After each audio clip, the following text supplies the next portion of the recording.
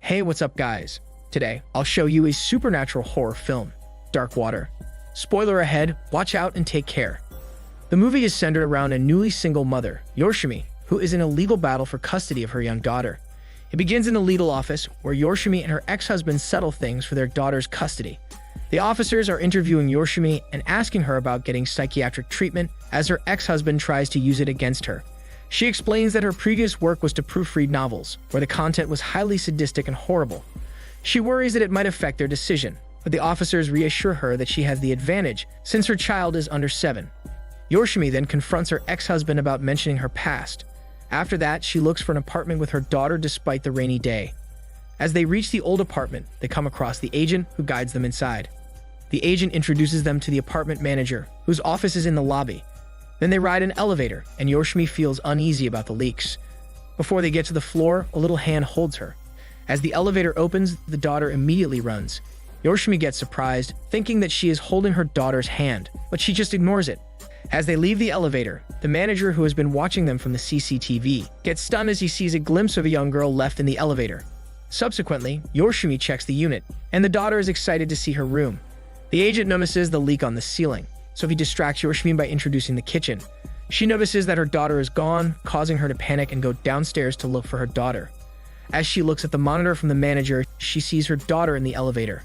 However, the manager cannot tell which floor it is, so she goes to the highest floor instead. Meanwhile, the daughter reaches the rooftop. She energetically looks around the area. Yoshimi arrives to fetch her, and in return, she comes toward her while wearing the red sling bag she just picked up. After that, they return the bag to the manager, who is confused since no kids live there. The manager then offers the daughter to have the toys inside the bag, but Yoshimi does not allow her daughter to take them. The next day, they move into an eerie apartment they visited yesterday. Afterward, as Yoshimi prepares for her daughter's first day in her new school, she feels bothered to see the water leaking from the ceiling. She wipes the water on the floor and suddenly gets a headache, so she takes medicine. A strand of hair in the glass of tap water grosses her out. As the daughter is about to press the button in the elevator, she notices the ash stamped on it, so Yoshimi pushed it instead and was disgusted by it. Meanwhile, Yoshimi reports to the manager about the leak on their ceiling.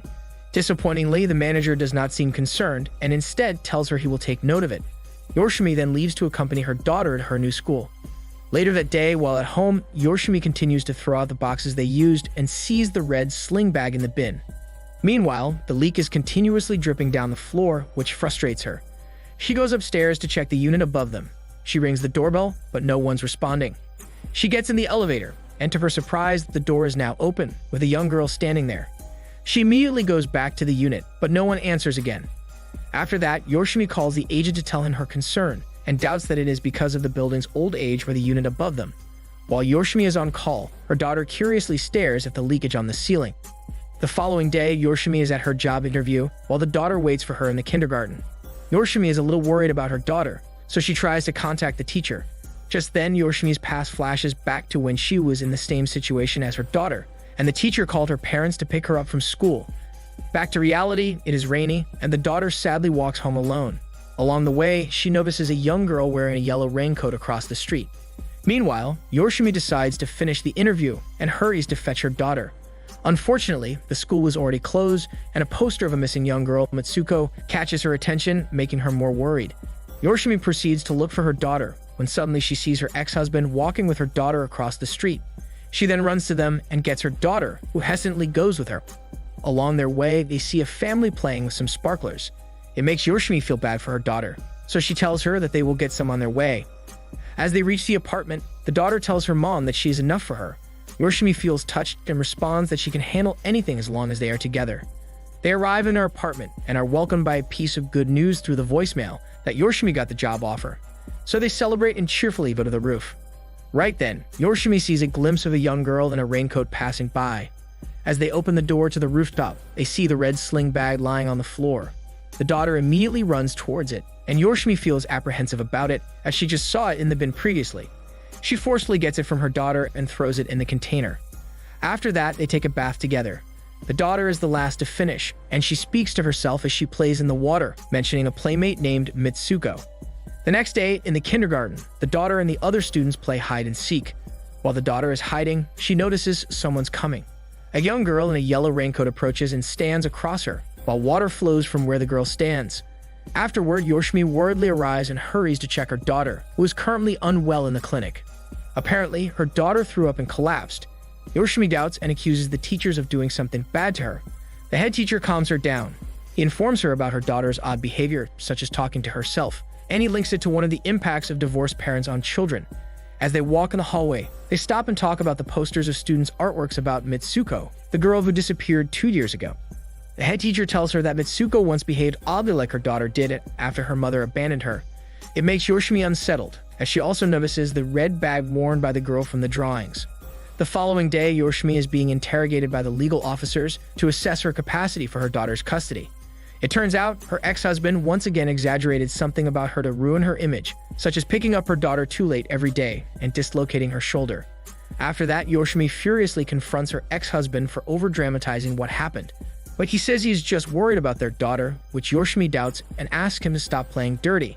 Then one of the legal officers interjects to stop them. As her ex-husband is about to go, he stubs out his cigarette against a hard surface. Yoshimi suddenly realizes the button with a mark of ash on the elevator and the red sling bag that came back to the roof were all this doing. It then freaks her out, so she attacks her ex-husband. Meanwhile, Yoshimi's attorney observes them and realizes that it is actually what her ex-husband wants her to do, to show that she is unstable. Then they talk over a coffee, and her attorney gives her advice to pull herself together and encourages her to stay strong. After the meeting, Yoshimi goes home, checks up on her daughter, and later falls asleep. The water drips from the ceiling. As it drops on Yoshimi's face, it gives her a vision of Mitsuko. It shows the girl Mitsuko, wearing a yellow raincoat, walking to the old apartment and riding the elevator. Subsequently, Yoshimi wakes up in an empty bed, and the leak from the ceiling flows actively. Simultaneously, she realizes that her daughter has disappeared. She frantically goes downstairs and looks through the monitor from the manager's office. Then she realizes maybe her daughter is on the rooftop, so she rushes to the elevator. When she's alone in the elevator, the monitor shows the girl Mitsuko is with her. Soon after, she reaches the highest floor and terrifyingly enters the rooftop. As she looks at the water tank, she catches sight of the young girl. She then walks toward the tank, only to see the red sling bag on the floor again. She concludes that her ex-husband had gone there. After that, she calls her ex-husband, but he denies that their daughter is with him. Suddenly, Yoshimi notices the ceiling and hurries to check the room above them. Water overflows from the room, so she knocks on the door loudly, calling her daughter's name. Surprisingly, it is unlocked, so she enters inside. The room is dark and flooded as the water gushes out from the faucet in the ceiling. Then Yoshimi sees her sick daughter standing there, soaked in the water.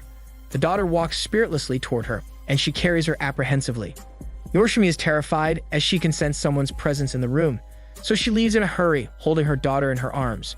As they come out, she notices the name Mitsuko on the door and realizes that the young girl she had a glimpse of previously was Mitsuko, and she lived in that room. The next day, Yoshimi's attorney visits them, while Yoshimi is packing some of their things, planning to move out. Her attorney advises her that the current situations might affect the committee's decision on her daughter's custody. Yoshimi insists that her ex-husband has returned to the apartment. She is afraid that he's trying to take the daughter away from her. Moments later, Yoshimi and the group go to check the room upstairs. They are surprised that it is unlocked. They enter the room only to see the shabby room. It turns out Mitsuko's father lived there for a while, so the water ran for the past 6 months after he moved out.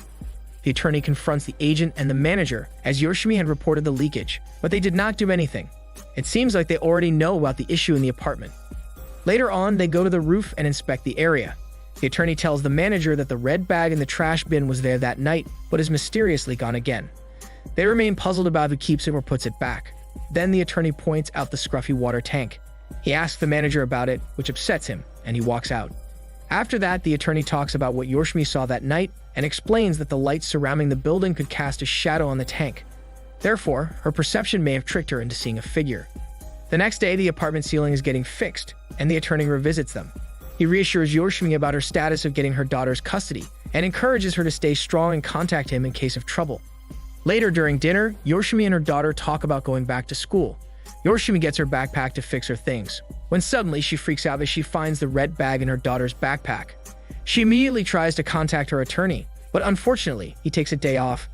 As Yoshimi turns around, she sees her daughter strangely smiling while holding the red bag.